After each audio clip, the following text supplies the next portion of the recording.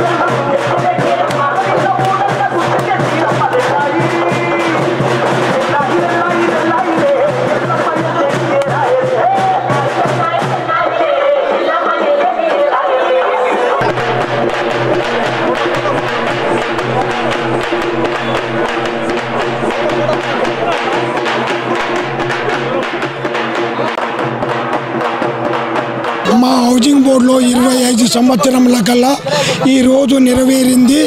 అందరి ఆదర్శంతో కాలనీ నివాసులు, పక్క కాలనీ నివాసులు అందరి దాతల విరాళాలతో ఈ పెద్దగా గుడి నిర్మించుకున్నాము. బొడ్రాజి పోచమ్మ తల్లి కళ మాకు నెరవేరింది.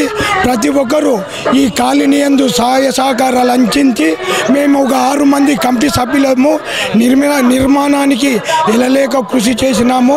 మేము ఒక సేవకుల మాత్రమే పనిచేసినాము. దీనికి గవర్నమెంట్ నుంచి ఫండ్ కూడా ఆశిస్తాము. మరియు గతంలో మాకు కొద్దిగా ఫండ్ వచ్చింది. ఇప్పుడు కూడా మన ఎమ్మెల్యే ఎన్ఎం శ్రీనివాసరెడ్డి గారిని మేము కోరుతాము. వారు కూడా నిండు మనసుతో మా కాలనీకి, మా గుడికి, మాకు అన్నిటికీ సాయం చేస్తాడని మేము ఆశిస్తున్నాము. ఇంతటితో ప్రెసిడెంట్ యాదయ్య గౌడ్ మాట్లాడుతున్నా. ఈరోజు మేము ఒక పోచమ్మ గుడి, ఒక బొడ్రాయి లేదు 30 సంవత్సరాలు అవుతుంది. అయితే ఎప్పటి నుంచో మా ఆడపడుచులు అమ్మవారైనా ఏమైనా ఎదురేపోయి ఏనుకోయి ఇక్కడ చుట్టుముట్టు పరిసరాలకు పోయి పోషడము, బోనాలు తీసుకొని ఆటోలలో బండ్ల మీద తీసుకొని ఒక 2-3 కిలోమీటర్ డిస్టెన్స్లో తీసుకుపోయి బోనాలు చేసుకోవడము. అసలు బోనాల పండుగ అంటే మన తెలంగాణలో ఒక అందమైన పండుగ, గొప్ప పండుగ మన బోనాల పండుగ అంటే సంస్కృతి, మన సంస్కృతి, తెలుగు సంస్కృతి. అటువంటి పండుగ మన హౌసింగ్ బోర్డులో లేకపోయింది ఇన్ని రోజులకి వెళ్ళి. దాదాపు ఈ హౌసింగ్ బోర్డు కలిసి చుట్టుముట్టు ప్రాంతాలు కలిపి ఒక 2000 ఇండ్లు ఉంటాయి. దగ్గర 4-5 వేల మంది నివసిస్తున్నారు. కానీ పోచమ్మ బొడ్రాయి అనేది లేదు ఇక్కడ. అయితే ఇప్పుడు మేము అందరం అనుకొని ఒక మీటింగ్ ఏర్పాటు చేసుకొని, పెద్ద మనుషులం అందరం కలుసుకొని మీటింగ్ ఏర్పాటు చేసుకొని ఒక కమిటీ వేసుకొని ఒక 2 years అవుతుంది మేము గుడి స్టార్ట్ చేసి.